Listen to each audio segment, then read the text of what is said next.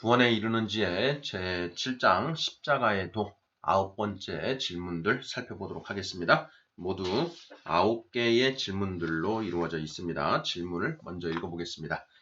1번, 예수님은 제자들에게 누구든지 나를 따르려거든 자기를 부인하고 자기 십자가를 지고 나를 따르라고 말씀하십니다. 마태복음 16장 24절. 어떻게 하는 것이 자기를 부인하는 것인가요? 2번, 어떻게 하는 것이 자기 십자가를 지는 것인가요?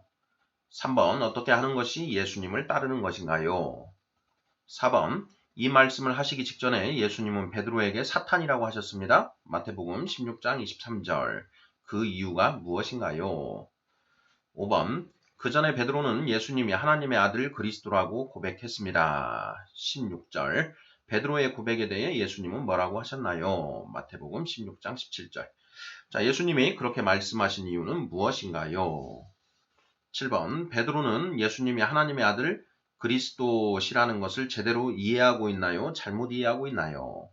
8번, 예수님은 누구든지 제 목숨을 구원하고자 하면 잃을 것이요.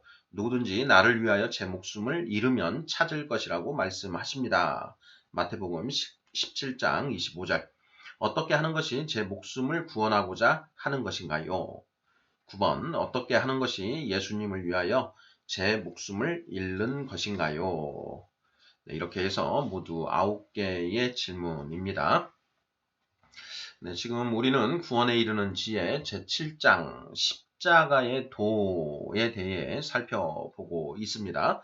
자, 오늘 질문들 이제 우리가 흔히 잘 알고 있는 마태복음 16장 24절을 보면 예수님께서 제자들에게 누구든지 나를 따르려거든 자기를 부인하고 자기 십자가를 지고 나를 따르라 이렇게 말씀을 하시는데 십자가를 지고 이 십자가가 도대체 이제 어떤 의미로 쓰였는가라는 것에 대해서 주로 살펴보고자 하는 그런 내용이고요.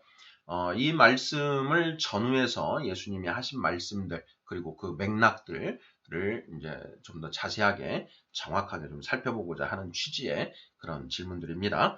1번부터 답을 알아보도록 하겠습니다. 1번, 예수님은 제자들에게 누구든지 나를 따르려거든 자기를 부인하고 자기 십자가를 지고 나를 따르라고 말씀하십니다. 어떻게 하는 것이 자기를 부인하는 것인가요?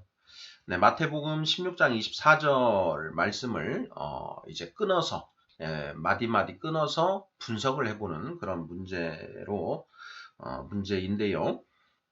나를 따르려거든 자기를 부인하고 첫째 자기를 부인하고 둘째 자기 십자가를 지고 셋째 나를 따르라 이렇게 이제 세 가지를 명령을 하십니다.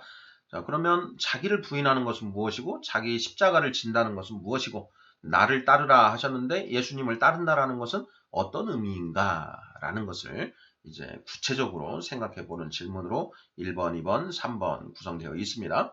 자, 어떻게 하는 것이 자기를 부인하는 것인가요? 자기를 부인하라. 자기를 부인하라. 자기를 부인한다. 나를 부정한다. 이런 의미가 되는데요. 자, 성경에서 나를 부정한다라는 것은 도대체 어떤 의미인가? 자, 이것에 대해서 우리 성도님들께서는 어떻게 생각하시나요? 예수님이 자기를 부인하라. 너를 부인하라. 너 스스로 너를 부인하라 하셨는데, 이것이 이제 어떤 뜻인가? 어떤 뜻이라고 생각하고 계시는가 하는 그런 질문이 되겠습니다. 저는 이제 이 질문은 원죄와 관련해서 생각을 해야 된다 이렇게 생각을 합니다. 예수님이 이 땅에 오신 그 이유는 우리의 죄를 대신 지시고 십자가에서 죽으시고 또한 그 이후에 우리 안에 있는 죄성을 이제 누르고 소멸시키거나 또는 그 죄성을 누르고 우리가 죄를 짓지 않는 존재로 만드시기 위해서 이 땅에 오신 것이지 않습니까? 그래서 칭의와 성화를 위해서 이 땅에 오셨는데 그 우리의 모든 죄는 원죄에서 비롯된다라는 것입니다. 그러니까 죄에는 원죄와 자범죄가 있고 그 모든 그 자범죄의 근원이 되는 것이 바로 원죄다. 자, 원죄는 무엇이라고 했습니까? 네, 선악과를 먹고 선악을 스스로 판단하는 것이 원죄라고 우리가 이제 살펴보았는데요. 바로 이 원죄를 없애는 것이 무엇인가에 대한 그 답을 예수님이 주고 계신다라는 것이죠. 그것이 무엇이냐? 바로 자기 부인이다. 자기 부인. 예. 자기 부인이 그러면 결국은 무엇인가? 우리가 원죄로부터 벗어나는 것. 원죄는 사람이 각자 스스로 선악을 판단하는 것이다. 자기 기준과 가치관, 자기 생각을 기준으로 옳고 그름을 자기가 판단하는 것이 원죄라고 했습니다. 자, 그 원죄에서 벗어나는 것을 성경은 선악을 분별하라라고 표현하고 있다라고 했지요. 자, 선악을 분별하는 것은 또 무엇인가? 그것은 하나님의 말씀을 기준으로, 오직 하나님의 말씀을 기준으로 이것이 옳은 것인지 그른 것인지를 이제 판가름하는 것. 이것이 바로 선악을 분별하는 것이다 라고 했습니다. 우리가 히브리서 5장 14절 단단한 음식은 장성한 자의 것이니 그들은 지각을 사용함으로 연단을 받아 선악을 분별하는 자들이니라 이렇게 되어 있죠. 그러니까 장성한 자는 선악을 분별하는 자들이다. 네, 열왕기상 그 3장에도 보면 이제 솔로몬이 그 왕으로 즉위하기 그 직전에 꿈에 하나님이 나타나셨습니다. 하나님이 솔로몬에게 자, 네가 정말 원하는 게 있으면은 얘기해봐라. 내가 너의 소원을 들어주겠다라고 이렇게 말씀하시니까 솔로몬이 어떤 걸 원하나요? 예, 소원을 말하지요. 예, 주의 종에게 듣는 마음을 주사 선악을 분별하게 하옵소서 이렇게 이제 청을 한다라는 것이죠. 바로 이 선악을 분별하는 것, 예, 선악을 스스로 판단하지 않고 선악을 분별하는 길로 나아가는 것, 이것이 바로 원죄로부터 벗어나는 그 방법인데, 자, 예수님은 그것을 자기 부인이라고 표현하고 있다. 이렇게 이해를 해야 하지 않을까 싶습니다. 자, 자기를 부인한다는 것은 하나님의 말씀 앞에서 자기의 생각을 부정하는 것을 의미합니다.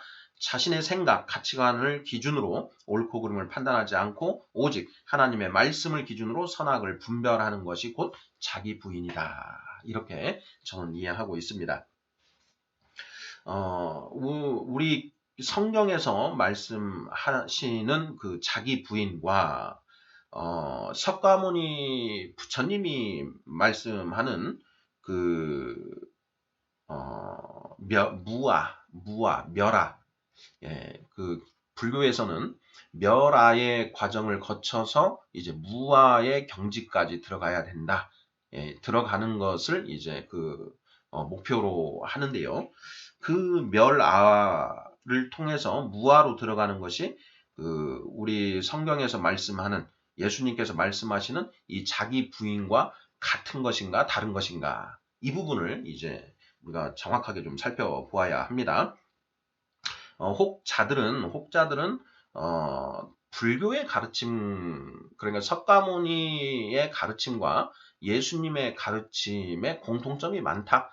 뭐 심지어는 예수님이 그 공생애를 시작하시기 전에 인도에 가서 불교의 가르침을 배우고 오셔서 그 불교의 가르침을 이 유대 땅에서 펼치신 것이다.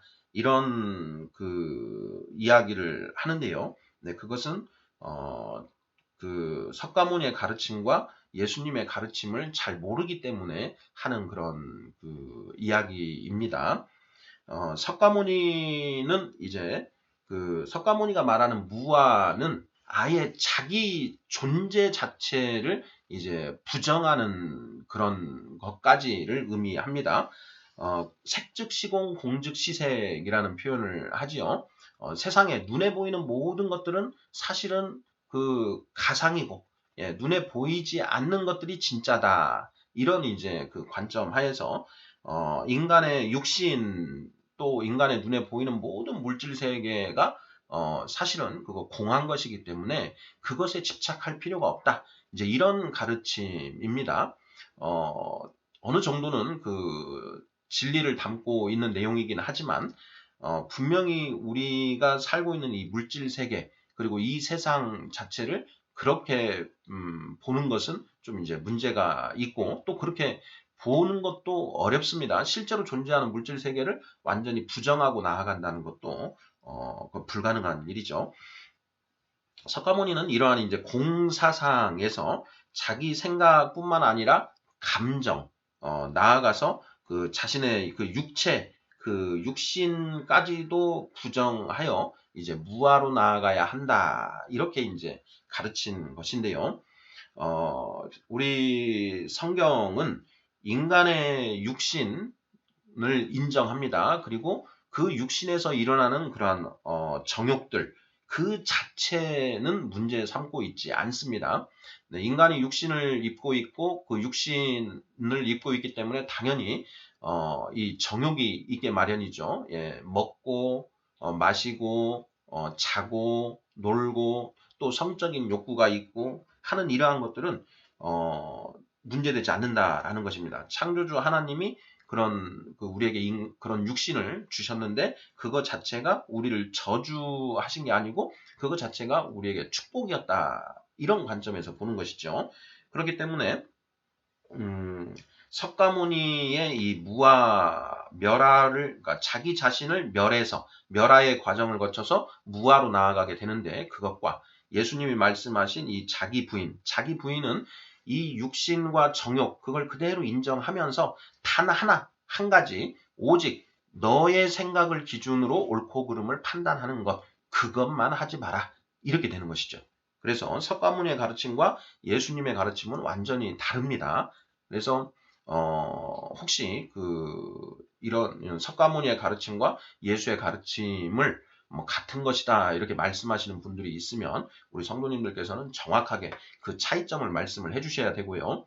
자, 바로 그러한 점에서 볼 때 석가모니의 가르침보다 우리 성경의 예수님의 가르침이 훨씬 더 우리에게 많은 자유를 보장하고 있다라는 것입니다.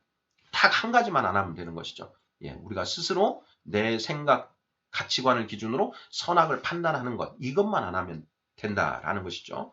그것이 바로 에덴 동산에 딱 유일하게 하나의 계명이 있는 것이죠. 네가 선악을 알게 하는 나무의 열매를 먹지 마라. 그걸 먹으면 네가 스스로 선악을 판단하게 되기 때문이다. 우리 성령 받은 우리 크리스찬들은 바로 그 에덴 동산에 살고 있는 그 아담과 같은 그런 형태에 지금 들어와 있는 것이죠. 그래서 우리는 선악을 스스로 판단만 하지 않으면 된다. 예, 더 나아가서 이제 온전히 하나님의 말씀에 완전히 순종하는 그런 존재로 더 아담보다 더 업그레이드 되면 예, 우리가 이제 그 하나님이 앞으로 만드실 새하늘과 새 땅의 그 천국 백성으로 사는데 합당한 자질을 가지게 된다라는 것입니다. 네, 지금 1번 예수님은 제자들에게 누구든지 나를 따르려거든 자기를 부인하고 자기 십자가를 지고 나를 따르라고 말씀하십니다. 자, 어떻게 하는 것이 자기를 부인하는 것인가에 대해서 살펴보고 있는데요. 자기 부인은 결국 선악을 스스로 판단하지 않고 오직 하나님의 말씀을 기준으로 선악을 분별하는 것을 의미한다라는 것을 우리가 첫 번째 답으로 찾아봤고요. 그리고 이제 두 번째, 우리가 성경을 이제 우리가 묵상을 할 때에는 그 전후 맥락을 반드시 고려해서 살펴보아야 됩니다.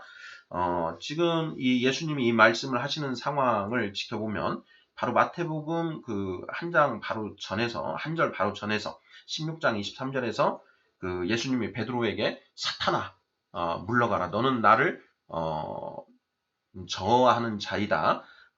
내가 하나님의 일은 생각하지 아니하고 사람의 일만 생각하는 도다. 그리고 이제 제자들을 향하여 말씀하신 것이 바로 이 말씀이거든요.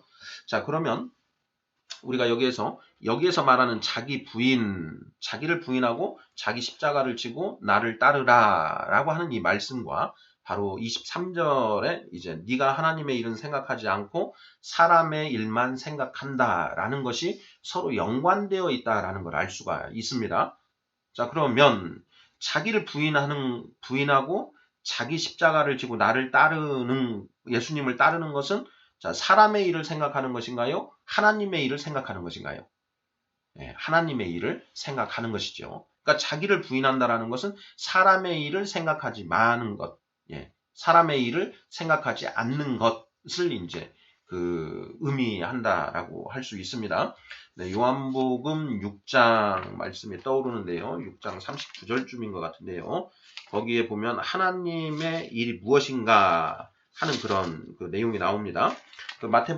요한복음 6장은 이제 오병이어의 이적을 행하신 뒤에 그 다음날 수많은 이제 무리들이 예수님을 쫓아옵니다. 예수님께서 이 세상의 먹거리를 해결해 주실 그런 위대하신 분이다라는 생각에 예수님을 쫓아오는데, 자, 그 몰려온 무리들에게 예수님 이런 말씀을 하시죠. 요한복음 6장 27절입니다. 너희가 나를 찾는 것은 표적을 본 까닭이 아니요 떡을 먹고 배부른 까닭이로다. 썩을 양식을 위하여 일하지 말고 영생하도록 있는 양식을 위하여 일하라. 이 양식은 인자가 너희에게 주리니 인자는 아버지 하나님께서 인치신 자니라. 이렇게 말씀하십니다. 26절, 27절인데요. 자, 너희가 나를 찾는 것은 표적을 본 까닭이 아니요 떡을 먹고 배부른 까닭이다.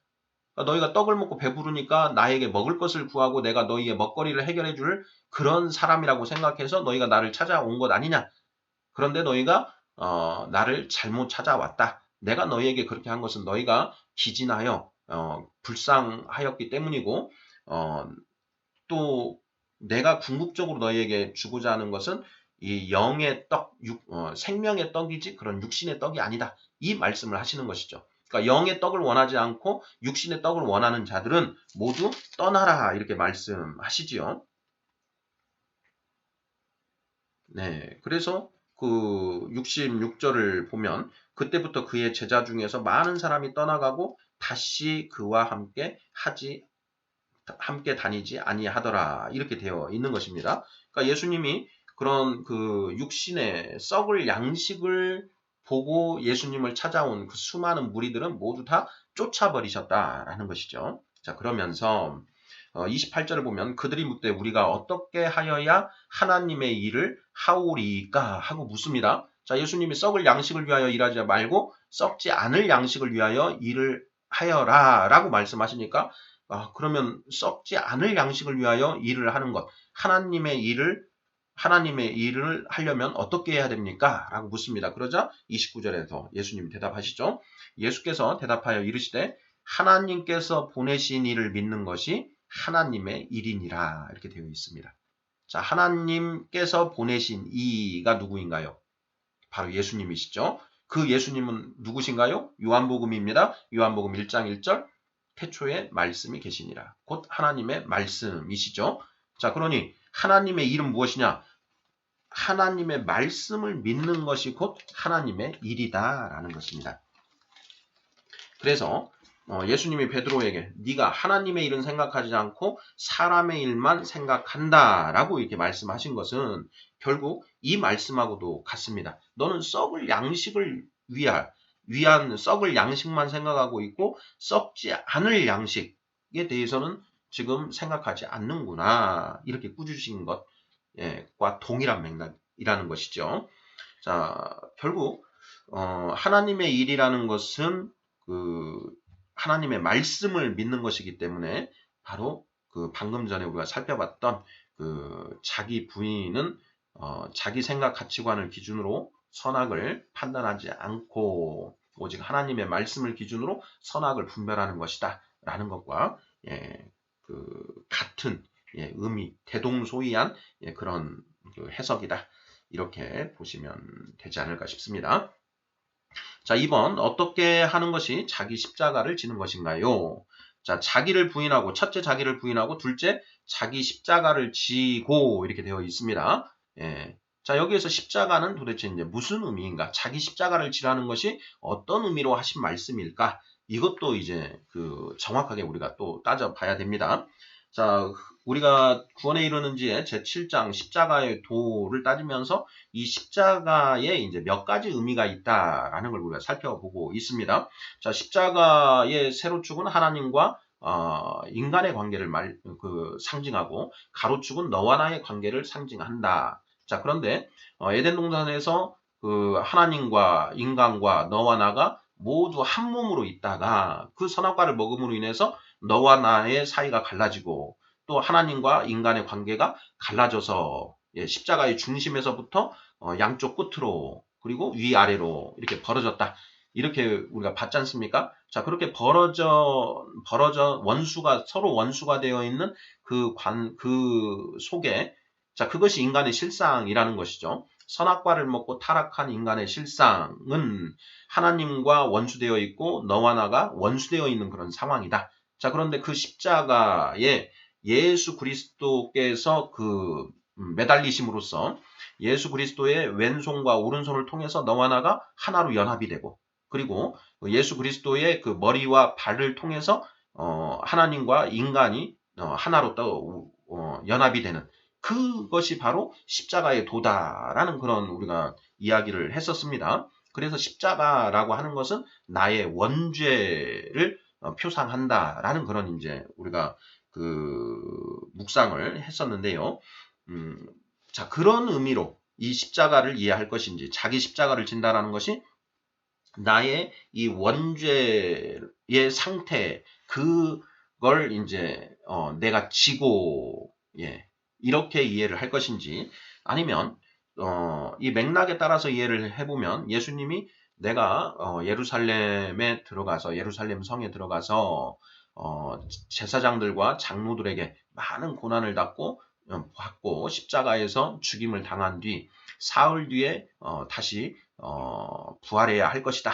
이것을 이제 처음으로 이루셨지 않습니까? 그래서 이제 여기에서 이 십자가, 자기 십자가라는 것은 예수님은 십자가의 대속제물로서의 또 사명을 지고 계시지 않습니까? 그래서 자기 십자가라는 것을 하나님께서 우리 크리스찬들 각자에게 주시는 어떤 그런 사명 이렇게 이해를 할 수도 있다라는 것입니다. 그래서 이런 두 가지 의미가 되는데요. 그 두 가지 의미 중에 저는 그 자기를 부인하고 이 부분이 이제 원죄와 관련된다는 점 그리고 우리가 지고 있는 그의 죄의 짐은 예수 그리스도를 믿고 세례를 받음으로써 지나간 죄는 이제 우리가 모두 죄사함을 받았기 때문에 그 죄의 짐은 벗어졌다. 이런 점을 감안하여 볼 때 이 본문에서는 각자 자신의 사명, 하나님께서 우리에게 주신 사명을 감당하라는 그런 의미가 좀 더 맞지 않을까 이렇게 이제 생각을 하고 있습니다. 네, 이 부분 이 정도 말씀을 드리고요. 이제 세 번째입니다. 첫째 자기를 부인하고 둘째 자기 십자가를 지고 셋째 나를 따르라 이렇게 말씀하셨는데요. 자, 나를 따르라, 예수님을 따르라 라는 말씀입니다. 자, 예수님을 따른다라는 것은 어떻게 하는 것이 예수님을 따르는 것인가요? 3번 질문 이렇게 되어 있습니다. 자, 예수님, 성경을 우리가 읽다가 예수, 그리스도 또는 나라는 그런 표현이 나오면 어쨌든 예수님을 가리키는 그런 지칭하는 표현이 나오면 하나님의 말씀으로 바꿔서 읽어보면 뜻이 명확해진다라고 했습니다. 자, 나를 따르라, 나라는 표현이 나와 있으니까 하나님의 말씀을 따르라 이렇게 읽어보면 뜻이 명확해지죠. 자, 하나님의 말씀에 복종하라, 순종하라, 순종하라, 복종하라. 순종은 자, 내가 이 머리로 납득이 되어서 순순히 따르는 것이고요. 복종은 내가 비록 그 말씀이 이해가 되지 않지만은 그 하나님의 말씀은 무조건 옳기 때문에 따르는 것이라고 했습니다. 반면에 그 하나님의 말씀인데 그게 긴가민가 그것이 아닌 것 같은데 하면서도 하나님의 말씀이니까 따르는 것 이것은 억종이라고 했지요. 자, 억종과 복종은 다릅니다. 억종은 그게 아닌 것 같은데 하면서 따르는 것이고요. 복종은 내가 이해는 못하지만 하나님의 말씀은 무조건 옳기 때문에 따르는 것입니다. 그래서 우리가 불순종의 그 단계에 있다가 예수 그리스도를 믿음으로써 이제 이 억종을 하게 되고 이 억종의 단계에서 성령님의 조명하심으로 하나님의 뜻을 하나하나 이해하게 되면 그 하나님의 명령들이 이해가 된다는 것이죠. 그래서 순종을 하게 되고 자 우리가 하나님의 말씀을 전부 이해하지는 못하더라도 성경에 하나님이 명령하고 계신다라고 한다면 그것은 옳을 것이다. 라는 것을 우리가 알기 때문에 비록 내가 이해하지 못하지만 하나님의 말씀은 옳기 때문에 내가 따른다. 라는 것은 복종이라고 했습니다. 그래서 불순종에서 억종으로, 억종에서 순종으로, 순종에서 복종으로 나아간다라는 것이죠. 사도 바울 선생께서 내가 내 몸을 쳐 죽기까지 복종하오니 라는 표현을 씁니다. 예, 바로 그 단계까지 올라가 있는 것이 이제 장성한 자의 그 면목이라는 것을 우리가 좀 기억을 할 필요가 있겠습니다. 자, 어떻게 하는 것이 예수님을 따르는 것인가요? 자, 예수님은 하나님의 말씀이라는 사실을 명심해야 합니다. 예수님을 따른다는 것은 곧 하나님의 말씀의 순종, 나아가 복종하는 것을 의미합니다. 4번. 이 말씀을 하시기 직전에 예수님은 베드로에게 사탄이라고 하셨습니다. 자, 마태복음 16장 23절입니다. 자, 그렇게 말씀하신 이유가 무엇인가요? 자, 예수님이 많은 고난을 당하시고 십자가에서 죽으신 뒤 부활하실 것이라고 이렇게 이제 처음으로 말씀을 하셨습니다. 자, 그러자 베드로가 예수님을 몰아붙이며 주께 결코 이런 일이 일어나서는 안 될 것입니다. 라고 이렇게 이제 그 이야기를 하죠. 이 성경에는 좀 이렇게 얌전하게 쓰여져 있습니다. 22절을 보면 베드로가 예수를 붙들고 항변하여 이르되 주여 그리 마옵소서 이 일이 결코 주께 미치지 아니하리이다. 이렇게 쓰여져 있는데요. 여기 보면 베드로가 예수를 붙들고 항변하여 이르되 이렇게 되어 있습니다. 이게 이제 영어 성경으로 보면 to a side. 예수님을 한쪽으로 밀어붙이고 그 다음에 예수님을 rebuke 하는 걸로 이렇게 표현이 되어 있습니다.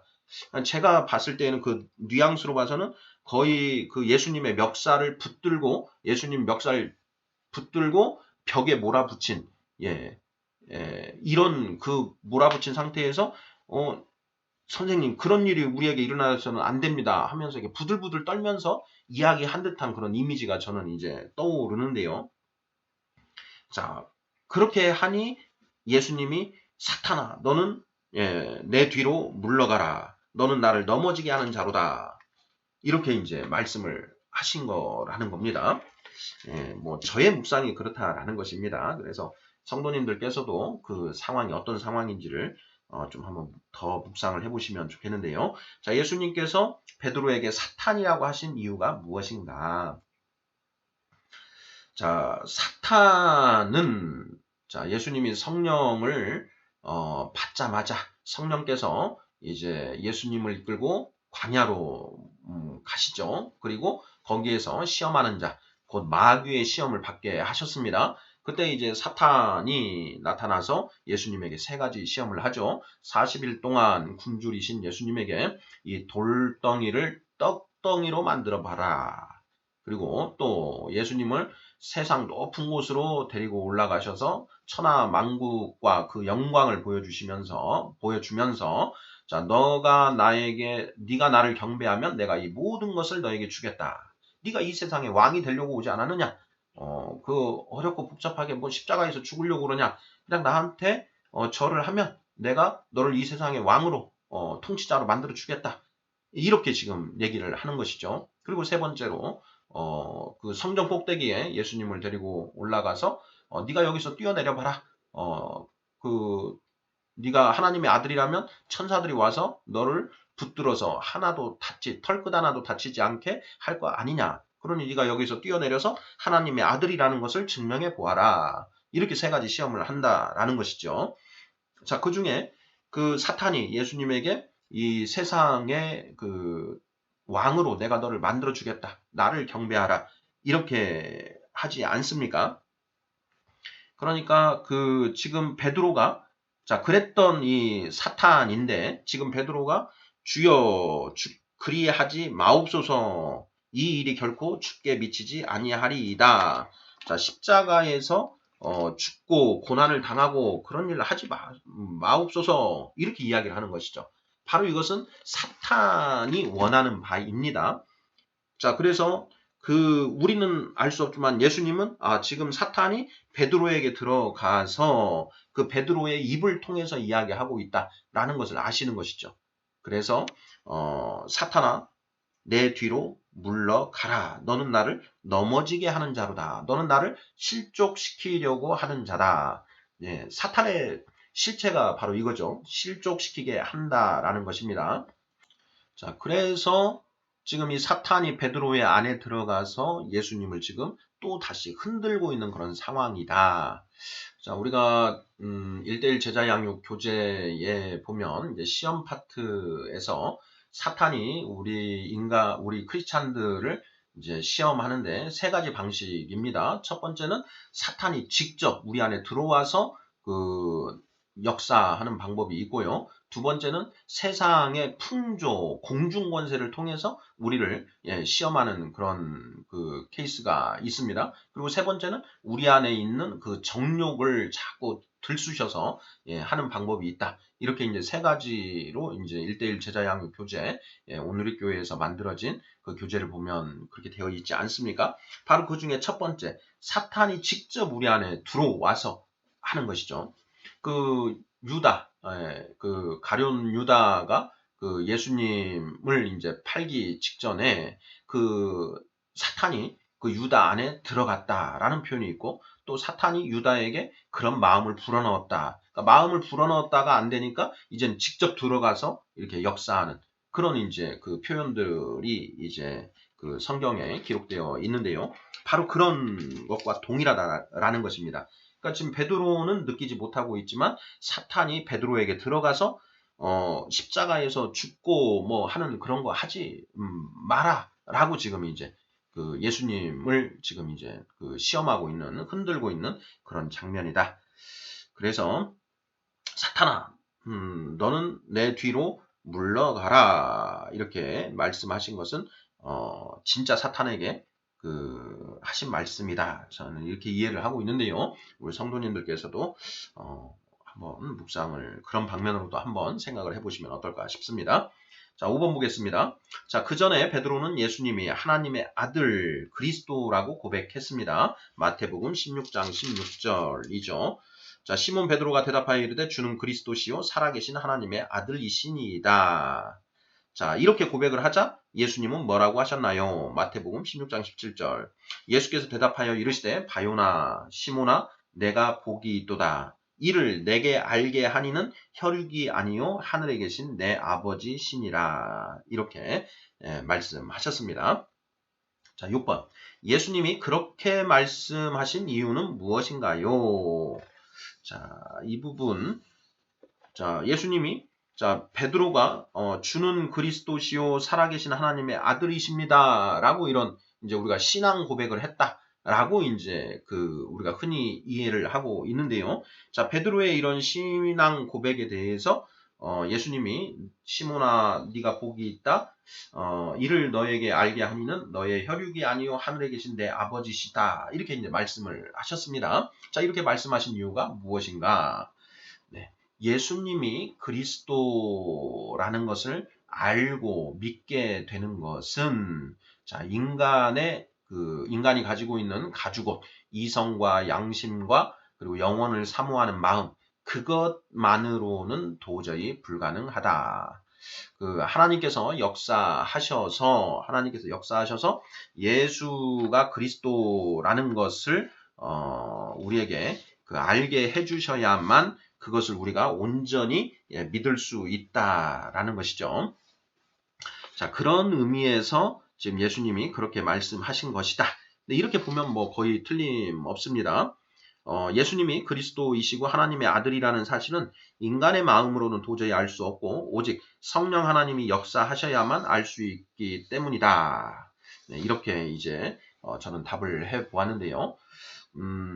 그 복음 하나님의 말씀이 선포될 때 그 말씀 자체가 역사하고 있습니다. 분명히 말씀의 능력이 있죠. 자, 그런데 우리가 성령의 외적 임재와 내적 임재를 이제 신학적으로 구분을 하고 있습니다. 그러면서 그 성령의 외적 임재, 내적 임재는 성령님이 우리 안에 들어오셔서 우리 마음 안에 들어오셔서 역사하시는 것이 성령의 이제 내적 임재이고요. 성령의 외적 임재는 성령께서 우리 안에 들어오시기 전에 그 성령이 우리의 그 바깥에서 역사하시는 걸 성령의 외적 임재라고 하는데, 저는 이제 그걸 이렇게 하나님의 말씀이 선포될 때 그 말씀과 함께 성령도 함께 일하신다. 저는 이제 이런 맥락으로 좀 이해를 하고 있습니다.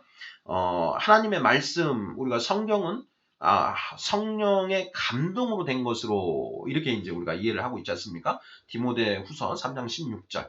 자, 모든 성경은 성령의 감동으로 된 것으로 교훈과 훈계와 바로 잡고 의로 가르치기에 유익하니 이렇게 되어 있지 않습니까? 자, 그 성경의 모든 말씀은 성령의 감동으로 이루어진 것이기 때문에 그 말씀이 선포되는 곳에 성령께서도 함께 역사하신다라는 것입니다. 그래서 우리가 불신자들에게 복음을 전할 때 그 복음과 함께 성령께서도 함께 일하고 계신다. 그것이 바로 성령의 외적 임재다. 그 성령께서 함께 일하심으로써 인간이 가지고 있는 이성과 양심으로는 그 예수 그리스도 그 복음을 받아들일 수가 없지만은 그 성령께서 그 사람의 그 마음을 어루만지시고 그 기경하셔서 그것이 받아들여질 수 있는, 복음이 받아들여질 수 있는 여지가 있다. 그런 일들이 가능하게 된다라는 것입니다. 자, 그래서 그 요한복음 6장 44절을 보면 나를 보내신 아버지께서 이끌지 아니하시면 아무도 내게 올 수 없으니 이렇게 되어 있습니다. 자, 나를 보내신 아버지께서 이끌지 아니하시면, 하나님이 이끌지 아니하시면 아무도 내게 올 수 없다. 아무도 나 예수 그리스도를 믿을 수 없다라고 이렇게 말씀하신다라는 것이죠. 자, 아버지께서 하나님이 직접 이끌어 주셔야만 예수 그리스도를 알 수 있다. 이 점에 대해서는 전혀 이견이 있을 수가 없습니다. 그렇죠? 왜냐? 성경에 그렇게 명확하게 예수님의 이 친육성으로 그렇게 선포되어 있기 때문에 이 점에 대해서는 아무도 이견을 가질 수가 없습니다. 믿는 자라면. 다만 자, 이것과 관련해서 이제 하나만 더 살펴보고자 하는데요. 아버지께서 이렇게 이끄시는데 그 아버지께서 그 이끄시는 것을 거부할 수 있는가 없는가 하는 점에 대해서 이제 장로교와 이제 그 감리교 사이에 입장이 다르다는 것을 하나 우리가 생각하고 갔으면 합니다. 우리 장로교에서는 그 하나님의 이끄심, 자, 나를 보내신 아버지께서 이끌지 아니하시면 아무도 내게 올 수 없다라는 이 말씀을 이제 이해할 때 하나님이 이끄시면 아무도 거부할 수 없다. 이렇게 이해를 합니다. 자, 반면에 이제 감리교에서는 하나님께서 그렇게 이끄시는데도 불구하고 그 인간의 완악함. 그러니까 인간은 타락한 인간은 그 스스로 하나님께 나아갈 수는 없습니다. 하나님이 이끌어 주셔야 이제 나아가게 되는 건데, 자, 스스로 하나님께 나아갈 수는 없지만 그 하나님의 은혜 역사하심에도 불구하고 그것을 거부할 수 있는 그 의지가 있다. 자유의지가 있다. 악으로 나아가는 의지. 그러니까 스스로 순종할 수 있는 그런 능력은 없지만 그것을 거부할 수 있는 능력은 가지고 있다. 그러니까 일면적 의지라고 볼 수가 있죠. 자, 이것을 이제 그 장로교 쪽에서는 이제 노예 의지 이렇게 이제 표현을 하죠. 저는 거기에 동의를 하는데요. 감리교에서는 인간의 완악함으로 인하여 하나님의 이끄심을 거부할 수 있다라는 것입니다. 하나님이 이끄시고 예수는 그리스도야라고 성령께서 자꾸 그것을 이제 우리에게 그 가르쳐 주시는데 그것을 거부할 수 있는, 믿지 않을 수 있는 그 자유가 사람에게, 타락한 인간에게 존재한다. 이렇게 보는 것이 감리교 입장이라는 것입니다. 반면에 이제 장로교에서는 하나님이 이끄시면 어떤 누구도 거부할 수 없다. 그래서 이걸 불가항력적인 은혜, irresistible grace 이렇게 그 표현을 하는 것이죠. 그 튤립 5가지 그 교리 중에 하나입니다. 바로 그 튤립 교리 중 이 불가항력적인 은혜 부분이 이 요한복음 6장 44절을 어떻게 이해할 것이냐. 뭐 이것과 관련이 됩니다. 또 에베소서 2장 그 8절 하나님의 은혜로 말미암아 믿음으로 우리가 구원을 받았나니 이제 이쪽 말씀도 관련이 되어 있는데요. 일단 여기에서는 이 정도 살펴보는 것으로 하겠습니다. 자, 7번. 베드로는 예수님이 하나님의 아들 그리스도시라는 것을 제대로 이해하고 있나요? 잘못 이해하고 있나요? 자, 이 부분도 우리가 깊이 묵상을 해보아야 되는 부분입니다. 자, 예수님이 십자가에서 죽으실 때까지 죽으시고 또 그 부활하시는 것을 보기 전까지만 해도 이 베드로와 그 사도들은 아직 성령을 받기 전이죠. 자, 오순절 성령 강림 사건 때 이제 비로소 성령을 받게 되고 그 성령을 받음으로써 예수님이 말씀하신 것처럼 그 성령이 너희에게 오시면 너희가 그 듣고 들었던 것을 생각나게 하시고 깨닫게 하시리라 이렇게 되어 있습니다. 그 예수님의 말씀에 의하면 지금 베드로와 제자들 3년 동안 그 예수님을 따라다니면서 예수님께 그 수없이 많은 가르침 그걸 직접 친히 보고 듣고 했지만 아직도 깨닫지 못하고 있는 그런 상태라는 것이죠. 이유는 성령을 받지 못했기 때문에. 자, 베드로는 지금 성령님의 역사하심으로 너 예수 그리스도라는 것을 지금 고백하고 있지만 그것은 지금 입으로만 하는 그런 고백이고 어떤 그 자신의 어떤 묵상을 통해서 또는 어떤 완전히 이해하고 있는 그런 상태는 아니다라는 것입니다. 그것을 우리가 이제 단적으로 알 수 있는 부분이 마태복음 20장 21절 22절 보면은요. 그때에 세베대의 아들의 어머니가 그 아들들을 데리고 예수께 와서 절하며 무엇을 구하니 예수께서 이르시되 무엇을 원하느냐 이르되 나의 이 두 아들을 주의 나라에서 하나는 주의 우편에 하나는 주의 좌편에 앉게 명하소서. 성경에 나오는 치맛바람에 관한 이야기인데요. 지금 이 세베대의 아들들의 어머니 자, 이 어머니는 예수님이 그 다윗 왕처럼 이스라엘의 왕이 되실 것이다. 자, 이렇게 기대를 하고 있고 그렇게 왕이 되셨을 때 이스라엘의 왕이 되셨을 때 내 두 아들을 높이 쓰셔서 하나는 우의정 하나는 좌의정으로 써 주십시오 하고 이렇게 치맛바람을 일으키고 있다라는 것이죠. 자, 그런데 이것을 이 이야기를 다른 제자들이 듣습니다. 그리고 그 어떻게 반응을 하느냐? 마태복음 20장 24절인데요. 10 제자가 듣고 그 두 형제에 대하여 분이 여기거늘 이렇게 생각을 하고 있죠. 그러니까 지금 이 제자들 12제자가 하나같이 어떤 생각을 가지고 있느냐 하면 예수님이 다윗 왕이 그랬던 것처럼 이스라엘의 왕이 되어서 유대인들을 로마의 압제에서 구원하실 것이다. 그리고 예수님이 그 이스라엘의 다윗 왕처럼 되실 것이고 그러면 그 다윗을 따르던 그 수많은 용사들이 그 중요 요직들을 이렇게 차지했던 것처럼 자기들도 예수님의 나라에서 그 큰 벼슬을 하게 될 것이다. 이렇게 지금 기대를 하고 있다라는 것이죠. 그래서 예수님이 그 십자가에 죽으시기 위해서 예루살렘으로 가는 그 과정에 이 제자들이 서로 옥신각신하죠. 네가 크니 내가 크니 하면서 그런 옥신각신을 합니다. 그러니 지금 이 그 베드로와 제자들은 비록 예수님이 하나님의 아들 그리스도시다라고 이렇게 고백을 하고 있지만 자신의 고백이 어떤 의미인지 그 예수님이 어떤 분이신지에 대해서 잘 모르고 있다, 오해하고 있다라는 걸 우리가 알 수 있습니다.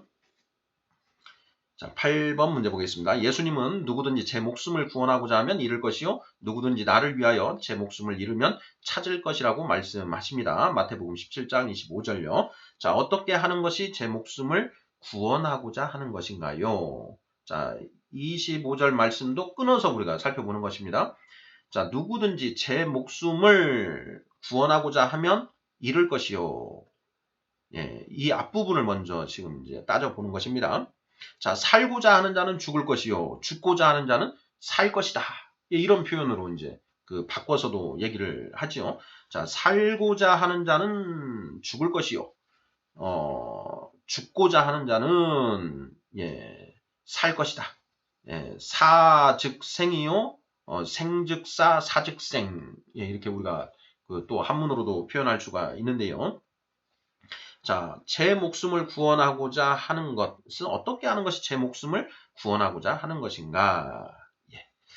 자, 뭐 어렵지 않습니다. 하나님의 말씀을 위하여 박해를 받을 때 기꺼이 그 박해를 감수하고 뭐 죽기까지 그 박해를 받는 것, 이것이 이제 제 목숨을 잃는 것이고, 자, 그런 박해를 받을 때 그 자기 목숨, 이 육신의 생명을 유지하기 위해서 그 복음을 거부하는 것이 바로 제 목숨을 구원하고자 하는 것이지요. 그 마태복음 13장에 보면 이제 그 씨 뿌리는 자의 비유가 나옵니다. 자, 길가밭에 떨어진 씨, 돌밭에 떨어진 씨, 그리고 가시 덤불 속에 떨어진 씨, 그리고 좋은 밭에 좋은 토양에 떨어진 씨, 이렇게 네 가지가 있는데 그 중에 돌밭에 떨어진 씨는 자, 그 말씀을 듣고 기쁨으로 받으나 환난이나 박해가 일어날 때 그 넘어지는 자라고 이렇게 표현을 하지요. 돌밭에 뿌려졌다는 것은 말씀을 듣고 즉시 기쁨으로 받되 그 속에 뿌리가 없어 잠시 견디다가 말씀으로 말미암아 환난이나 박해가 일어날 때에는 곧 넘어지는 자요. 이렇게 이제 예수님이 풀이를 해주셨습니다. 바로 그 하나님의 말씀을 이제 우리가 받아들였는데 환난, 박해가 일어날 때 그 자기 목숨을 구원하기 위해서 그 말씀을 이제 버리는 것, 배도하는 것이죠. 그런 자들은 그 영생을 잃을 것이다 라는 이제 이런 표현이라는 것이죠. 자, 9번. 어떻게 하는 것이 예수님을 위하여 제 목숨을 잃는 것인가요? 우리 여기 이제 예수님을 위하여 이렇게 되어 있는데요. 자, 예수님을 위하여. 자, 육신으로 오신 예수님은 우리가 육신이신 예수님과 말씀이신 예수님으로 나누어서 생각해 보아야 합니다. 그 육신으로 오신 예수님은 우리의 대속을 위해서, 칭의를 위해서 오셨고, 자, 말씀이신 예수님은 우리의 성화를 위해서 그 주로 역사하신다라는 부분도 우리가 이미 살펴보았는데요. 자, 어떻게 하는 것이 예수님을 위하여 제 목숨을 잃는 것인가요? 자, 이 말씀에서 여기에 예수님은 자, 육신으로 오신 예수님, 말씀으로 오신 예수님 중에 어느 부분에 우리가 방점을 찍어야 되는가? 이것입니다. 저는 우리가 그 이전 문제에서 살펴도 봤지만요. 3번 문제에서 어떻게 하는 것이 예수님을 따르는 것인가요? 예수님은 하나님의 말씀이시다. 그래서 하나님의 말씀에 순종, 나아가 복종하는 것이 곧 그 예수님을 따르는 것이다. 이런 얘기를 했습니다. 자, 그러면 예수님을 위하여 목숨을 잃는다라는 것은 무엇이냐? 하나님의 말씀, 곧 하나님의 말씀에 목숨을 거는 것, 하나님의 말씀을 지키기 위해서 목숨까지도 목숨을 바치는 것, 이것이 바로 예수님을 위하여 목숨을 잃는 것이다. 이것을 우리가 이제 순교 신앙이라고 이야기를 하지요.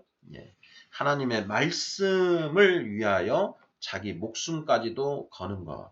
자, 이것을 우리가 요즘처럼 어떤 그런 실질적으로 우리의 목숨의 위협을 가지는 않는 이런 세상 속에서 우리는 어떻게 이 말씀을 지킬 수 있는가라는 것인데요. 자, 우리 교회 안에 세 부류의 사람이 있습니다. 자, 말씀의 중요성을 아는 사람이 있고 모르는 사람이 있습니다. 그러니까 말씀의 중요성을 모르는 분들이 있다라는 것이죠. 자, 두 번째로 말씀의 중요성을 아는 분들이 있는데 그 말씀의 중요성을 아는 분들 중에 또 두 부류가 있습니다. 말씀의 중요성만 아는 분이 있고요. 말씀의 중요성을 알고 말씀을 열심히 연구하고 묵상하시는 분이 있습니다. 자, 여러분은 어느 쪽에 해당되는지요? 자, 그리고 또 말씀을 열심히 연구하고 묵상하시는 분의 또 두 부류가 있습니다.